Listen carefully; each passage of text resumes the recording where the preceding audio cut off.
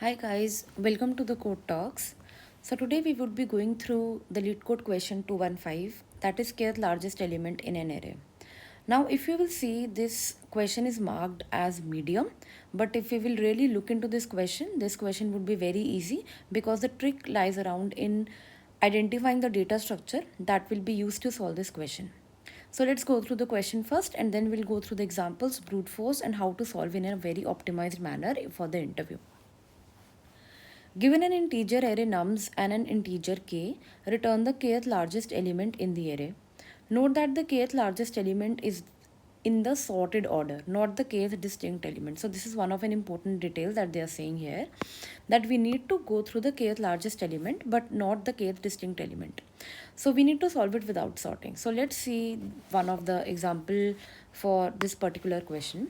So they have given an array nums which is 3, 2, 1, 5, 6, 4.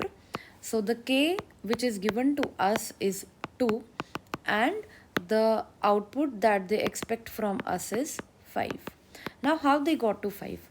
So first of all they want kth largest element, मतलब largest का मतलब है इस array में जो भी लार्जेस्ट एलिमेंट है वो हमें सेकंड नंबर वाला लार्जेस्ट एलिमेंट चाहिए. So the first approach which will come to our mind is कि हम इसको सॉर्ट कर लेते हैं. ठीक है, तो इसका मतलब जो मेरा नम्स है वो मेरा बन जाएगा 1, 2, 3, 4, 5, 6. ठीक है, अब उनको चाहिए kth लार्जेस्ट मतलब सेकंड लार्जेस्ट एलिमेंट. मतलब अगर मैं पीछे से स्टार्ट करूं तो 6 will be our first largest element और जो सेकंड लार्जेस्ट एलिमेंट है वो हमारा क्या होगा 5. ठीक है, तो इसका मतलब ये है कि अगर मैं अपने एरे को सॉर्ट कर लूँ, ठीक है, और सॉर्ट करके क्योंकि मुझे लार्जेस्ट एलिमेंट चाहिए तो मैं पीछे से ट्रिवर्स करना स्टार्ट करूँ और वो वाला एलिमेंट जो कि मेरा kth पोजीशन पे होगा पीछे से वो मेरा आंसर होगा. मतलब ये फर्स्ट पोजीशन है, ये सेकंड पोजीशन है, तो 5 मेरा आंसर है. ठीक है, बट इतना तो हमें पता ही है कि इसको सॉर्ट करने में, किसी भी एरे को हम अगर सॉर्ट करेंगे तो जो हमारा कॉम्प्लेक्सिटी है वो अगर हम उसमें भी जाएंगे, मतलब बेस्ट केस सिनेरियो में भी, तो वो n log n हो जाएगी कॉम्प्लेक्सिटी फॉर सॉर्टिंग. हाँ, मतलब हमें क्वेश्चन में ये कंस्ट्रेंट दिया हुआ है कि हमें सॉर्टिंग नहीं करनी, but still n log n is not a ideal situation to solve this particular question. तो हम इसको कैसे ऑप्टिमाइज़ कर सकते हैं? ओके, किसी भी क्वेश्चन की ऑप्टिमाइजेशन सोचने के लिए सबसे अच्छा तरीका ये होता है कि जो ब्रूट फोर्स हमने सोची है उसमें से हमें पॉइंट्स रूल आउट करने हैं जिससे कि हम एक ऑप्टिमाइज सोल्यूशन की तरह पहुंचेंगे. ठीक है, तो सबसे पहले एक चीज़ होती है कि आइडेंटिफाइंग द डेटा स्ट्रक्चर. ठीक है, जैसा कि मैंने बोला था कि इस पर्टिकुलर क्वेश्चन में अगर हमने डेटा स्ट्रक्चर आइडेंटिफाई कर लिया तो ये क्वेश्चन ईजी है. ईजी मतलब ये क्वेश्चन को पढ़ के देख के ही आप समझ जाओगे कि क्वेश्चन किस चीज़ से सॉल्व होगा. तो देखते हैं फिर इसमें जो हमने ब्रूट फोर्स सॉल्व किया है उसमें से हमने क्या रूलिंग निकाली है. तो सबसे पहले देखो कि ये मेरे पास एरे है.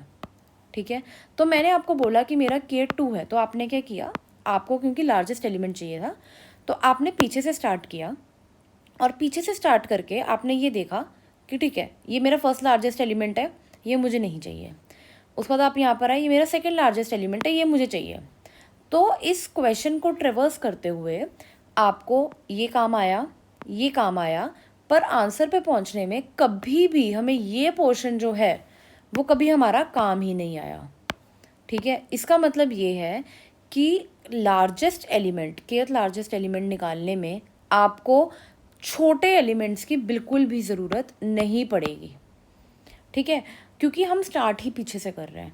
तो मतलब हमें एक ऐसा डेटा स्ट्रक्चर चाहिए, जब हम डेटा स्ट्रक्चर आइडेंटिफाई कर रहे हैं तो हमारी सारी प्रॉब्लम्स का आंसर होना चाहिए. ठीक है, और दूसरी एक और चीज़ कि चाहे हमारे पास पूरा एरे था, ठीक है, बट कभी भी हमने ये 2 एलिमेंट्स मतलब जो हमारे के एलिमेंट्स हैं उससे ज़्यादा एलिमेंट्स को कभी ट्रेवर्स ही नहीं किया. ठीक है, चाहे आंसर हमारा हमेशा यहाँ पे लाई कर रहा है बट फिर भी हमने ट्रेवर्स भी सिर्फ उतने ही एलिमेंट्स को किया जितने के एलिमेंट्स को. ठीक है, और छोटे एलिमेंट्स को हमने कभी हाथ भी नहीं लगाया. ठीक है, तो मतलब जो हमारा डेटा स्ट्रक्चर है वो ऐसा होना चाहिए which will help us in eliminating not used element. ठीक है, एलिमिनेटिंग नॉट यूज्ड एलिमेंट्स. तो हमारे नॉट यूज्ड एलिमेंट्स कौन से हैं? छोटे एलिमेंट्स. और हमें चाहिए क्या? हमें एक ऐसी चीज़ चाहिए जिसके एक लुकअप से हम लोग ये निकाल लें कि हमारा kth लार्जेस्ट एलिमेंट कौन सा है. ठीक है, तो इस पर्टिकुलर चीज़ से और ऑल्सो सॉर्टिंग हमें विदाउट सॉर्टिंग सॉर्टिंग चाहिए, तो एक ऐसा डेटा स्ट्रक्चर जो कि सॉर्टिंग को भी सपोर्ट करे। तो ऐसा डेटा स्ट्रक्चर जो हमारे पास होता है उसका नाम है हीप। सो हीप एक बहुत ही पावरफुल डेटा स्ट्रक्चर है जो हमारी ये सारी की सारी प्रॉब्लम्स को सॉल्व कर देता है। नॉट ओनली दिस क्वेश्चन, हमारे पास बहुत सारे क्वेश्चन इसकी वेरिएशंस में आएंगे, जैसे कि kth largest element, kth smallest element, के लार्जेस्ट एलिमेंट्स। मतलब अगर आपको ये क्वेश्चन सॉल्व करना आ गया, इसका आउटपुट चाहे 5 है, लेकिन अगर कोई हमें बोले कि टेल मी ऑल द के लार्ज एलिमेंट्स, ठीक है, तो आंसर क्या होगा? 6, 5। के 6 फर्स्ट लार्जेस्ट एलिमेंट है, 5 सेकेंड लार्जेस्ट एलिमेंट है। देखो सिंटेक्स वगैरह सब आ जाते हैं, बट अगर हमें क्वेश्चन सॉल्व करना आ जाए एक बार तो इट्स वेरी इजी। ठीक है, तो अब हमें पता चला हीप, ठीक है। लेकिन अब हीप की भी दो वेरिएशंस होती हैं, एक मिन हीप होता है और एक मैक्स हीप होता है। ठीक है, तो अपनी डेटा स्ट्रक्चर जर्नी में हीप एक बहुत ही ऐसा डेटा स्ट्रक्चर है जिसके क्वेश्चंस इंटरव्यू में काफ़ी बार पूछे जाते हैं। ठीक है, इसके क्वेश्चंस देखने में इजी होते हैं, ट्रिकी लगते हैं, but they are very easy अगर हम इस डेटा स्ट्रक्चर को आइडेंटिफाई करके उसको फिगर आउट कर लें। सो मिन हीप की क्या प्रॉपर्टी होती है कि मिन हीप के ऊपर जो भी एलिमेंट होता है, ठीक है, it is the minimum element, ये हमें वो रिटर्न करता है। और मैक्स हीप की क्या प्रॉपर्टी होती है कि इसके ऊपर जो भी एलिमेंट होता है वो हमें मैक्सिमम एलिमेंट रिटर्न करता है। मतलब जैसे अगर एरे 1 2 3 4 5 है तो मिन हीप, और हम इस सारे को हीप में इंसर्ट कर दें दोनों में, तो जो हमारे पास मिन हीप है वो हमें 1 रिटर्न करेगी और जो मैक्स हीप है वो हमें 5 रिटर्न करेगी। कैसे? इसके अंदर जाता जाएगा और जो भी हमारा मैक्सिमम एलिमेंट होएगा वो ऊपर इंसर्ट करता जाएगा। ठीक है, अब हमारे केस में हमारे पास जो एक मेन कंस्ट्रेंट है वो ये है कि हमें मिनिमम एलिमेंट्स जो उसके हैं, मतलब उस एरे में हमें छोटे एलिमेंट्स नहीं चाहिए। तो छोटे एलिमेंट्स मतलब किसी भी पॉइंट ऑफ टाइम पे हमें ये चाहिए कि छोटे एलिमेंट्स को हम एलिमिनेट कर सकें। छोटे एलिमेंट्स हमें कौन देता है? मिन हीप। तो हम इसमें मिन हीप का यूज़ करेंगे। नाउ यू माइट से कि हम तो मैक्स हीप का भी यूज़ कर सकते हैं। ठीक है, मैक्स हीप का यूज़ करके क्या होगा, हम सारे एलिमेंट 1 2 3 4 5 को इसके अंदर डाल दें और फिर जितने एलिमेंट्स हमें नहीं चाहिए उनको पॉप आउट कर दें। इस केस में क्या होगा कि जो हमारी हीप है उसका साइज होगा O ऑफ n। ठीक है, हमने 1 2 3 4 5 को हीप में डाला, हीप ने 5 रिटर्न किया मैक्सिमम पे। ठीक है, 6 को भी डाला, उसने 6 रिटर्न किया मैक्सिमम पे, पर हमें 6 नहीं चाहिए, हमें सेकंड एलिमेंट चाहिए। तो हम हीप में से k-1 टाइम पॉप करेंगे और हमें आंसर आ जाएगा 5। लेकिन इसकी एक स्लाइट ऑप्टिमाइजेशन स्पेस में भी है। ठीक है, ज़रूरी नहीं है कि हमें O ऑफ n चाहिए। जब हम सारे लोगों को यूज़ ही नहीं कर रहे हैं, इस एग्जांपल में हमने देखा हम यूज़ ही सिर्फ इतने पोर्शन को कर रहे हैं, तो फिर हम ये फालतू की स्पेस अपनी हीप में क्यों लेकर आएँ? तो हम अपनी हीप में स्पेस लेकर आएंगे O ऑफ k की। ये कैसे अचीवेबल है? ये बहुत ही एक इजी और एक बहुत ही प्यारा सोल्यूशन है जिसको हम देखेंगे। हम अपनी हीप के साइज़ को कभी भी k से बड़ा होने ही नहीं देंगे। ठीक है, इसका मतलब ये है, इसका क्या मतलब है कि क्योंकि हमें सिर्फ k एलिमेंट से मतलब है किसी भी पॉइंट ऑफ टाइम पे, ठीक है, हमें सिर्फ k एलिमेंट से मतलब है, तो हम उसी को यूज़ करेंगे। जैसे let's go through this example. तो हमारे पास नम्स में क्या पड़ा है? हमारे पास है नम्स में इस एग्जांपल के अकॉर्डिंग 3 2 1 5 6 4, और जो हमारा k है वो हमारे पास 2 है। ठीक है, तो हम क्या करेंगे, हम इसमें मिन हीप यूज़ करेंगे। और मिन हीप में क्या होता है, देखो जावा में एक बहुत इजी सिंटैक्स होता है, प्रायोरिटी क्यू इसको हम बोलते हैं। ठीक है, प्रायोरिटी क्यू से हम मिन हीप भी बना सकते हैं और मैक्स भी बना सकते हैं। ठीक है, तो कभी भी DSA के क्वेश्चन सॉल्व करते वक्त इस चीज़ की टेंशन नहीं लेनी कि सिंटैक्स कैसे लिखेंगे हम। सिंटैक्स आप 4 क्वेश्चन सॉल्व करो, आपको 2 मिनट में आ जाएगा। ठीक है, तो इसमें अब क्या है, देखो सबसे पहले तो हम k एलिमेंट तक अपना पहले बिल्ड करेंगे। ठीक है, सबसे पहले हमारी हीप है। अब हमें पता है कि हमारा k 2 है, तो हीप हमारी कभी 2 से ज़्यादा जाएगी नहीं। फर्स्ट पॉइंट, ये हमारी मिन हीप है। ठीक है, तो हम क्या करेंगे, सबसे पहले हमारे पास 3 आया, 3 को इसमें डाल दो, नो प्रॉब्लम। 3 गया, उसका हमारे पास 2 आया, 2 क्योंकि ये मिन हीप है तो 2 ऊपर रहेगा और 3 नीचे रहेगा, उसको डाल दे, उसमें भी कोई प्रॉब्लम नहीं है। ठीक है, अब हमारे पास नेक्स्ट आया 1। ठीक है, तो अब हमें ये चीज़ नोटिस करनी है कि जब भी हमारे पास कोई एलिमेंट आ रहा है जो छोटा है, ठीक है, अब हमें पता है अगर हम इसमें 1 इंसर्ट करेंगे तो हमारे पास क्या बनेगा कि यहाँ पर 1 आ जाएगा, यहाँ पे 2 आ जाएगा, 3 बाहर निकल जाएगा। बट क्या ये सिनेरियो हमें चाहिए? हमें सिनेरियो नहीं चाहिए, क्योंकि इससे क्या हो रहा है कि जो हमारा बड़ा एलिमेंट है वो एलिमिनेट हो रहा है, बट हमें क्या करना है, हमें अपने छोटे एलिमेंट्स एलिमिनेट करने हैं। तो हम क्या करेंगे कि जब भी कोई एलिमेंट हमारे पास आता है जो हमारे पास हीप की मैक्स से छोटा है, उसको हम क्या करेंगे, इग्नोर दैट पर्टिकुलर एलिमेंट जो हमारे पास उससे छोटा आ रहा है। तो इग्नोर द एलिमेंट जो हीप का हमारा टॉप है, ठीक है। बेसिकली जो हमारा हीप का पीक है जिसको हम बोलते हैं, या पोल है, या मतलब जिसको भी हम बोलते हैं कि जो हीप के ऊपर सबसे ज़्यादा एलिमेंट हमारे पास पड़ा है, अगर एलिमेंट हमारा उससे छोटा आता है, the element is less than, इस पर्टिकुलर केस में less than the top of the heap, तो हम उसको इग्नोर कर देंगे, ठीक है। नेक्स्ट एलिमेंट हमारा 5 है, हमें पता है ये एलिमेंट बड़ा है, तो हम क्या करेंगे, हम इसको मिन हीप में इंसर्ट करेंगे। जैसे हम इसको मिन हीप में, हम इसको कैसे इंसर्ट कर सकते हैं, अब हमें पता है कि हमें छोटा एलिमेंट नहीं चाहिए, तो सबसे पहले हम क्या करेंगे कि हीप के टॉप को पॉप कर देंगे, जिसको हम पोल भी बोलते हैं, ठीक है, अपने जावा के सिंटैक्स में। अभी हम सिंटैक्स भी देखेंगे तो उससे काफ़ी ईजी हो जाएगा। तो हम 2 को पॉप जब हम करेंगे तो 3 हमारा मतलब हीप का साइज हमारा 1 हो जाएगा, और हम 5 को इंसर्ट करेंगे, तो हमारे पास जो फाइनल हीप है वो बनेगी 3 और 5, ठीक है। उसके बाद हमने क्या किया, हमारे पास 6 आया, 6 भी इससे बड़ा है, तो 6 में भी हमने क्या किया, इसके टॉप को हमने पॉप किया, और हमारे पास जो हीप है वो हमारे पास बन गई। सबसे ऊपर हमारे पास 5 आ गया, और फिर हमारे पास 6 आ गया, ठीक है। नेक्स्ट हम देखेंगे कि हमारे पास 4 आया। अगेन जो हमारा 4 का केस है वो इसी में लाई करता है कि जो हमारे हीप का टॉप है वो 5 है, और क्योंकि इस केस में, इस क्वेश्चन में हम पहले से आइडेंटिफाई कर चुके हैं कि हमें क्या करना है, हमें इसमें छोटे एलिमेंट्स को एलिमिनेट करना है, तो अगर हम इसको 4 को इसमें इंसर्ट करेंगे तो हमें कोई फ़ायदा नहीं होगा, बल्कि हमें हमारा क्वेश्चन का आंसर अफेक्ट होगा इससे। तो 4 is also safe to ignore this.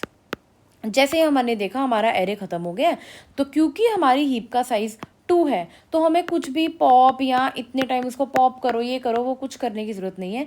जो भी हमारे हीप का टॉप होगा वो हमारा आंसर होगा। So we got the answer as 5। So as simple as that, due to heap data structure हमारी जो स्पेस कम्प्लेक्सिटी थी वो भी O ऑफ K हो गई। हमारा जो एल्गोरिदम है वो, अगर हमने सॉर्टिंग से देखा था, वो n log n आ रहा था, ठीक है।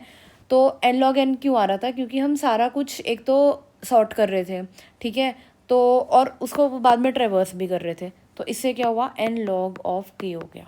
अब ये आपको लग रहा है कि n log of k हो गया, n log of n हो गया, इतना डिफरेंस नहीं है, but if you will see the constraint of this questions, तो जो एरे की लेंथ है वो 10⁵ है। अगर आप इसको सॉर्ट करने जाओगे एरे को, तो इसमें कितनी स्पेस कॉम्प्लेक्सिटी होगी और कितना ही उसको अफेक्ट होगा, वो आप इमेजिन भी नहीं कर सकते कि ये कितनी ऑप्टिमाइज्ड पाथ है, ठीक है। So this was one of the variation of heaps. आगे जाके हम और भी हीप के क्वेश्चन देखेंगे, उससे हीप का कॉन्सेप्ट बहुत ईजी हो जाएगा। एंड ट्रस्ट मी, इंटरव्यूज़ में heap is one of the important data structure जो हमें इग्नोर नहीं करना चाहिए। और इसके सिर्फ 2 टाइप्स की हीप, मिन हीप और मैक्स हीप। इन क्वेश्चंस के बहुत सारे वेरिएशंस होते हैं, हम लोग अपनी कस्टम सॉर्टिंग की हीप भी बना सकते हैं। जैसे ज़रूरी नहीं कि हमें एक ही एलिमेंट से मैक्स हीप या मिन हीप देखना है, हम लोग पेयर बनाकर, या हम लोग अपने कस्टम लॉजिक्स उसको सेट करके हम कस्टम सॉर्टिंग भी कर सकते हैं हीप में। So all that will go through in the future, but अभी के लिए क्वेश्चन एक बहुत ही गुड स्टार्ट है अगर आप लोग हीप से स्टार्ट कर रहे हो और DSA से स्टार्ट कर रहे हो। So I would recommend all of you कि please start doing LeetCode. One question a day, it will take like half an hour or 1 hour, but it will go a long way in your coding journey.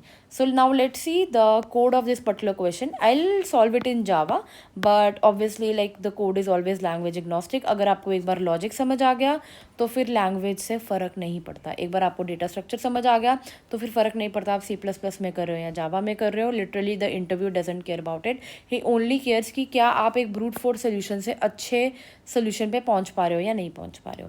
Now let's see the code of this particular question. So now let's see the solution of this question 215 on LeetCode. I will solve this in Java, but obviously you can solve in any of the language that LeetCode offers.